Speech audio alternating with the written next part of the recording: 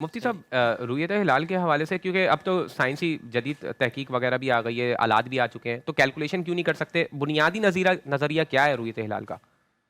بسم اللہ الرحمن الرحیم. یہ بڑا اہم سوال ہے، اور رؤیت ہلال کا مسئلہ جب بھی آتا ہے تو یہ مسئلہ اٹھایا جاتا ہے.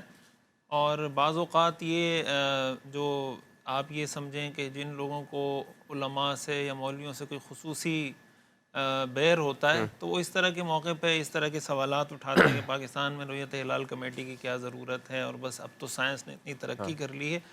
تو اس کو بہت اچھے طریقے سے سمجھنا چاہیے. ظاہر ہے کہ روزہ یا عید یہ شریعت کے احکام ہیں کہ ہم نے کب روزہ رکھنا ہے، کب عید منانی ہے.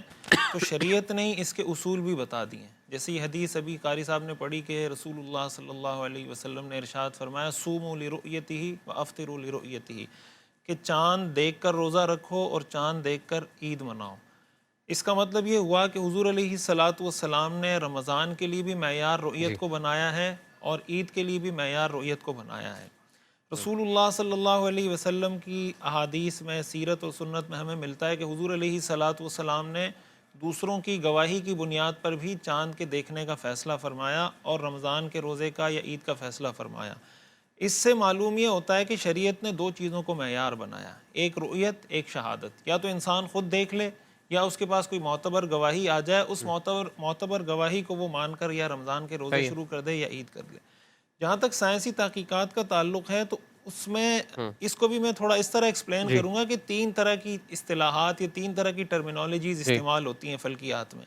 ایک ہوتا ہے چاند کا موجود ہونا، ایگزسٹنس اس کی، کہ وہ چاند افق پر موجود ہے یا نہیں ہے. جی دوسری ایک اصطلاح استعمال ہوتی ہے کہ چاند ویزیبل ہے یا نہیں، قابل رؤیت ہے، یعنی چاند افق پر تو موجود ہے لیکن اس کی کنڈیشن اور حالات ایسے ہیں کہ اس کو دیکھا جا سکتا ہے یا نہیں دیکھا جا سکتا. تیسری اصطلاح استعمال ہوتی ہے سائٹنگ کی، مون سائٹنگ کی یا رؤیت جی ہلال کی.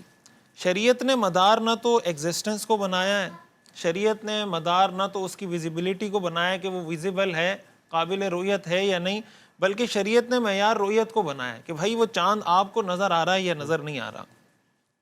اب اس میں سائنسی تحقیقات دو طرح کی ہوتی ہیں. سائنس کی تحقیقات کے دو حصے ہیں یا دو پورشن ہیں. ایک تو سائنسی تحقیقات کا وہ حصہ ہے جو ہم اس کو یہ کہہ سکتے ہیں کہ وہ قطعیات کے درجے کو پہنچا ہوا، ایک فیکٹ ہے، ایک حقیقت ہے. مثال کے طور پہ جیسے ہم کہتے ہیں کہ بھئی سورج غروب کب ہوگا، طلوع کب صحیح ہے. ہوگا، ہم اسی حساب سے افطاری کر لیتے ہیں، اسی حساب سے فجر کی نماز چاند پڑھ کی لیتے پیدائش ہیں. بھی تو ہے کہ جس کو جی میں اسی کی ہاں طرف آ رہا ہوں. تو ایک تو سائنس کی تحقیقات کا وہ پورشن ہے جو یقینی حیثیت رکھتا ہے، اسی میں یہ چیز بھی آ جاتی ہے. جیسے آپ نے کہا کہ چاند کی پیدائش کب ہاں ہوگی، چاند طلوع کب ہوگا، چاند غروب کب ہوگا. اب پوری دنیا میں جو اس کی جو پیدائش ہے، چاند کی پیدائش، وہ ظاہر ایک ہی وقت پر ہوتی ہے اور وہ وقت بتا دیا جاتا ہے کہ اس وقت چاند کی پیدائش ہوگی، اور وہ ایک ریالٹی اور حقیقت کی حیثیت رکھتی ہے. ایک تو سائنس کی وہ تحقیقات ہیں. دوسرے درجے پر آتی ہے سائنس کی وہ تحقیقات جو ایک ضمنی درجے کی حیثیت رکھتی ہیں. ہاں یعنی کسی کی کچھ رائے ہے، کسی دوسرے آدمی کی کچھ رائے ہے، کسی نے کچھ بالکل سٹینڈرڈ بنایا. ہاں اب اسی میں ایک چیز یہ بھی آتی ہے مثال کے طور پر کہ چاند افق سے کتنا بلند ہوگا تو وہ ویزیبل ہوگا. صحیح یعنی ہے. چاند کا جو ارتفاع ہے جس کو الٹیٹیوڈ کہا جاتا ہے، کہ چاند ہورائزن سے کتنے درجے بلند ہوگا تو اس کے بارے میں ہم یہ کہہ ہاں سکتے ہیں کہ یہ قابل رؤیت ہے. تو اب کسی نے کہا کہ 10 درجے ہونا چاہیے، کسی نے کہا 12 درجے ہونا چاہیے، مختلف اس صحیح میں ہے. اختلافات ہوتے رہے. پھر اس میں اس چیز کا بھی دخل ہے کہ چاند اور سورج کا جو زاویائی فاصلہ ہے، جو اینگل بن رہا ہے، وہ کیا بن رہا ہے. پھر یہ بھی کہ چاند کی عمر کتنی ہوگی تو وہ قابل رؤیت ہوگا. اب کچھ لوگوں نے کہا کہ کم از کم 18 درجے کا چاند ہو تو اس کو دیکھا جا سکتا ہے، کچھ نے کہا کہ 16 درجے کا چاند بھی دیکھا جا سکتا ہے، کچھ نے کہا کہ 22 گھنٹے کا چاند ہو تو وہ دیکھا جا سکتا ہے. اب یہ ساری چیزیں ضمنی حیثیت رکھتی ہیں. اس کا مطلب یہ ہوا کہ چاند قابل رؤیت ہے یا نہیں. اب دیکھیں اگر کوئی آدمی کسی ایسے وقت میں چاند دیکھنے کا دعویٰ کرے کہ چاند کی پیدائش ہی نہیں ہوئی اور وہ کہے کہ میں نے چاند دیکھ لیا، جی اس کا مطلب یہ، اور عام طور سے یہ ظاہر ہے کہ جو 28 رمضان ہوتا ہے اس وقت عام طور سے چاند کی پیدائش نہیں ہوتی، کبھی کبھی ہو بھی گئی ہوتی ہے. تو اب اگر ایسا آدمی آ کے گواہی دیتا ہے ایسے موقع پر جب چاند کی پیدائش ہی نہیں ہوئی اور وہ آپ کے آنکھ کو گواہی دے رہا ہے کہ میں نے چاند دیکھ لیا، تو پھر ایسی صورت میں شریعت یہ حکم دیتی ہے کہ آپ اس کا تزکیہ کریں، اس پہ جر و تعدیل کریں. اس سے ذرا پوچھیں آپ نے چاند کہاں دیکھا تھا، کس سمت میں دیکھا تھا، کتنے بجے دیکھا تھا. اب مثال کے طور پر چاند کے غروب کا آج جیسے ابھی ہمارا جو 2026 کا چاند ہے، اس کا جو غروب کا وقت ہے وہ 7:09 ہے.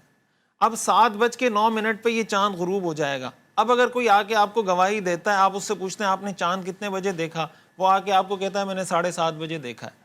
تو اب 7:30 بجے جب چاند 7:09 پہ غروب ہو گیا, اور اتنا باریک چاند 7:30 بجے اس نے کیسے دیکھ لیا؟ ہاں اگر وہ آپ کو کہتا ہے میں نے 7 بجے دیکھا, 7:05 پہ دیکھا, یہ اس کی حالت تھی, یہ اس کی نوکیں اس طرف تھیں, تو آپ اس کو تو یعنی جج کر سکتے ہیں, اس کو چاند دیکھنے انالائز کا کر ویسے سکتے ٹائم ہیں. کیا ہے, دورانیہ کیا ہے, کس وقت تک کس یعنی وقت تک دکھ جاتا ہے؟ اس دفعہ جو ہمارا 2026 کا جو چاند ہے نا, اس کے بارے میں جو چاند کی پیدائش ہے وہ 29 رمضان کو یعنی 19 مارچ کو صبح 6:23 پہ چاند کی پیدائش ہو رہی ہے. اچھا. اور جو ہمارے ہاں غروب آفتاب ہے وہ تقریباً 6:42 پہ, کراچی میں 42-43 پر ہے.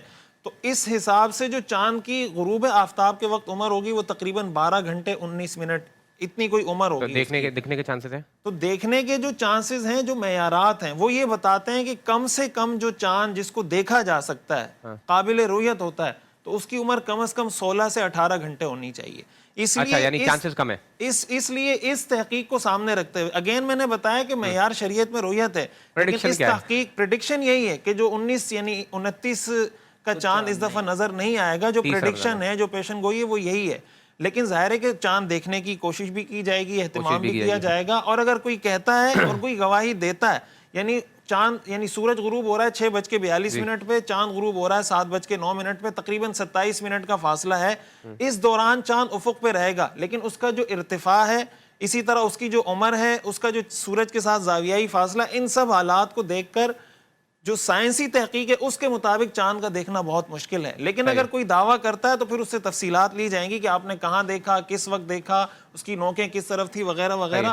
تو اگر کوئی یہ ثابت کر دیتا ہے کہ میں نے چاند دیکھا ہے, اور جرح و تعدیل کے بعد ثابت ہو جاتا ہے, تو بالکل شریعت کے اندر معیار رؤیت ہی ہے. صحیح ہے.